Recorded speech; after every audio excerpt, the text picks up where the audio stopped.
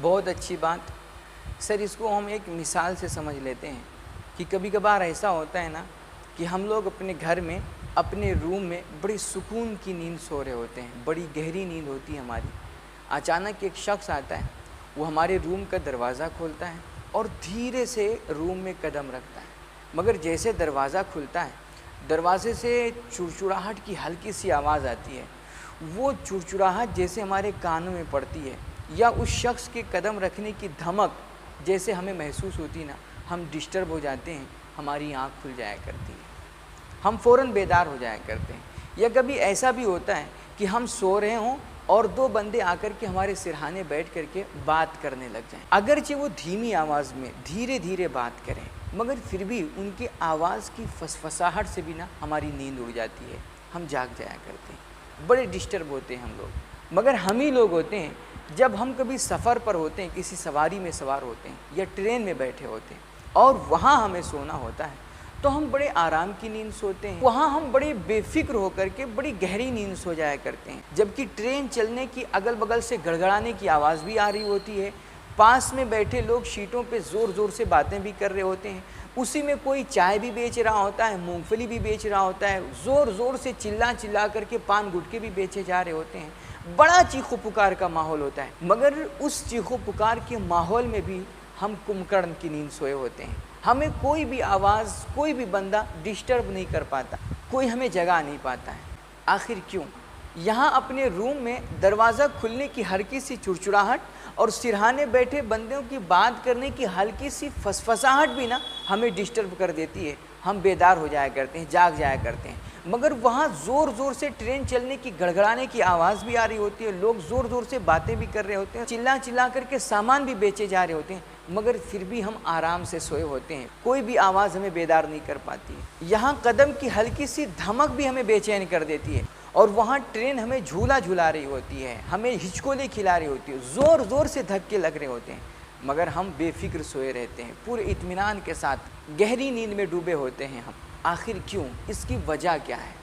तो मेरे भाई, इसकी वजह यह है ना कि जब कभी हम अपने रूम में सोते हैं, घर में सोते हैं ना, तो हम ये तसव्वुर लेकर के सोते हैं कि यहाँ पर हमें सिर्फ सोना है, यहाँ पर कोई आकर के हमें डिस्टर्ब नहीं करेगा, कोई आकर के हमारे रूम का दरवाज़ा नहीं खोलेगा या कोई सिरहाने बैठ कर के मेरे बात नहीं करेगा। ये तसव्वुर लेकर के जब हम सोते हैं, फिर इसके बरअक्स जब ये सारे मामलात पेश आते हैं, कोई सिरहाने आकर के बैठ कर के बातें करता है या रूम का दरवाज़ा खोलता है, तो हम उससे डिस्टर्ब हो जाते हैं, हम उससे परेशान हो जाते हैं, हमारी नींद उड़ जाती है।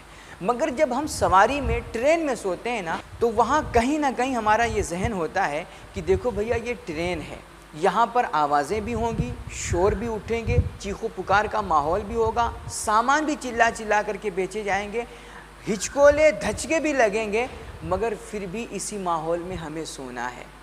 तो वहाँ पर फिर हम आराम से सो जाते हैं, हमें फिर वहाँ कोई आवाज़ डिस्टर्ब नहीं कर पाती है। तो मेरे भाई, अगर आप चाहते हैं कि ज़िंदगी में आगे बढ़ें, कुछ बड़ा काम करें और किसी बड़ी मंजिल के मुसाफिर बनें, मगर साथ साथ ये भी ख्वाहिश है कि आप कभी ज़िंदगी में डिस्टर्ब ना हो, परेशान ना हो, आप हमेशा मुतमईन और पुरसुकून रहना चाहते हैं, तो उसके लिए सबसे पहले आपको ये जहन बनाना पड़ेगा अपना कि जब भी आप कभी किसी बड़ी मंजिल के मुसाफिर बनेंगे, तो अगल बगल से आवाज़ें भी उठेंगी, शोर भी पैदा होगा, लोग ज़ोर ज़ोर से आपके ख़िलाफ़ बातें भी करेंगे, तनकीदें भी होंगी, एतराज़ात भी होंगे, मुमकिन है किसी हद तक आप पर फतवे भी लगाए जाएं, आपको गुमराह और बद्दीन भी बताया जाए। मगर फिर भी इस माहौल में भी आपको अपने काम पे तवज्जो देनी है, अपने मंजिल पे नज़र रखनी है।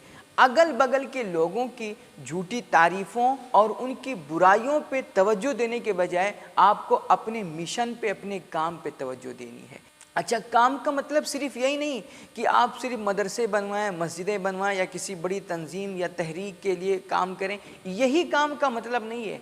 काम का मतलब ये है कि अगर आपको रेहड़ी भी लगानी है, आप ठेला भी चलाते हैं ना, फिर आपके दोस्त अगर आपको तंज कसते हैं, आपको ताना देते हैं, लोग आपको हकीर जानते हैं, आपके काम को छोटा समझ रहे हैं, फिर भी आपको घबराना नहीं है। आपको अपने उस काम को अजीम बनाना है, अपने मकसद को बड़ा बनाना है। आज ठेला लगा रहे हैं, कल दुकान खोलेंगे, वही दुकान शोरूम बनेगी और वही शोरूम एक दिन एक बड़ी कंपनी का नाम कमाएगा।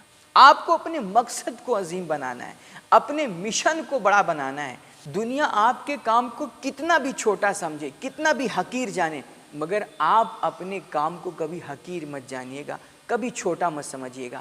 आप अपना काम करते जाएं। यही लोग जो आज बैठ करके ना अपने दोस्तों की मजलिसों में आपकी बुराइयां करते हैं, जो आपसे दूर भागते हैं, जो आपसे कट रहे हैं, जो आपको गलत बता रहे हैं, जो आपका मजाक उड़ा रहे हैं, जो आप पे तंज और तानों के छुरे चला रहे हैं ना, कल यही लोग दूर का रिश्ता ला करके आपसे जोड़ेंगे और आपको अपना बताने पे मजबूर हो जाएंगे। बस आप अपने मकसद पे नज़र रखिए, अपना काम करते जाइए, अपने ख्वाबों ख्यालों को सवार करके आप अपने मिशन पर गामजन रहिए। अगल बगल के लोग खुद एक दिन आकर के आपके सामने घुटना टेकेंगे। मेरे भाई, शेर हमेशा तन्हा चलता है, अकेला होता है, उसके साथ भीड़ नहीं होती है, फौज नहीं होती है। आप फौज को साथ लेकर के मत चलिए। दुनिया जहां जा रही है जाने दीजिए, जो गलत बता रहे हैं बताने दीजिए, जो लोग आपकी बुराइयां कर रहे हैं करने दीजिए। बस आप हक के रास्ते पे डटे रहें। एक दिन आएगा इंशाअल्लाह वराइतन नास यदखुलून फी दीनिल्लाहि अफवाजा, लोग फौज दर फौज आकर के आपके कंधे से कंधा मिलाएंगे और आपका साथ देंगे। बस आप अपने मिशन पर गामजन रहिए, अपने मकसद को सामने रखिए, अपने ख्वाबों ख्यालों को संवारिए और अपना काम करते जाइए।